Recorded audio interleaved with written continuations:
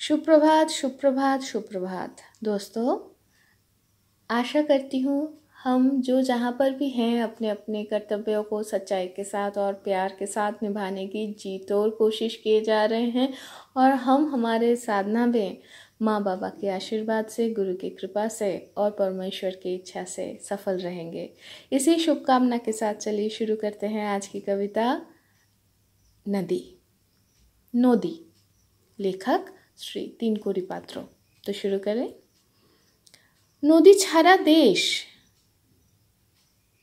नदी बिना देश कभी के कोई सोच सकता है भला। युग युग से हमारी साथी है, बहमान चलती हुई ये प्रकृति की श्रेष्ठ अवदान है। ये सकल प्राण की उच्च, सकल प्राण की सूचना है। ये सभ्यता की रूपकार है। ये हमारे अतीत इतिहास, नदी वर्तमान की समृद्धि है। ये स्वस्थ भविष्य की प्रवक्ता है। ये नदी है, इसलिए हम भी हैं।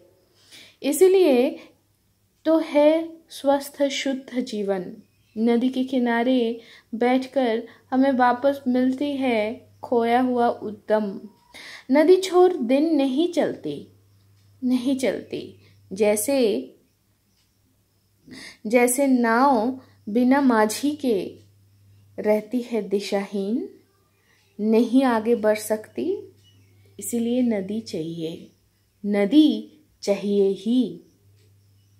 जीवन को बनाने के लिए, जीवन को सुरक्षित रखने के लिए, सभ्यता के पूर्ण विकास में नदी चाहिए ही।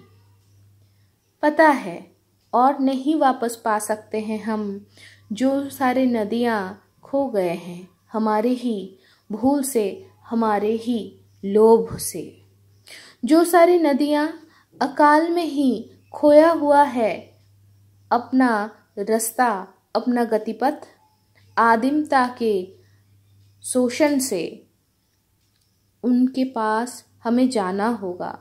समव्यथी होकर, हम राही होकर देना होगा साथ, जान लेना होगा उनकी दुख की, उनकी वेदना की इतिहास।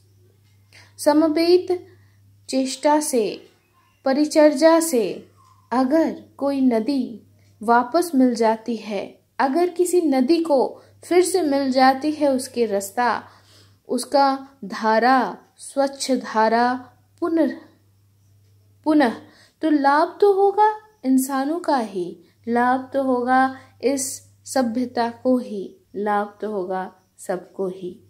तो दोस्तों, आज जाने से पहले ज़रूर बोलना चाहूँगी, बताना तो नहीं, बोलना चाहूँगी, आग्रह करना चाहूँगी कि अगर कोई धारा, अगर कोई नदी, वो चाहे जीवन में हो, वो चाहे प्रकृति में हो, अगर खो गई है या कोई गलत दिशा में चली गई है हमारे ही गलती से, हमारे ही लोभ से, तो आइए हम कोशिश करते हैं उस गति धारा को फिर से पुनरुज्जीवित करने के लिए।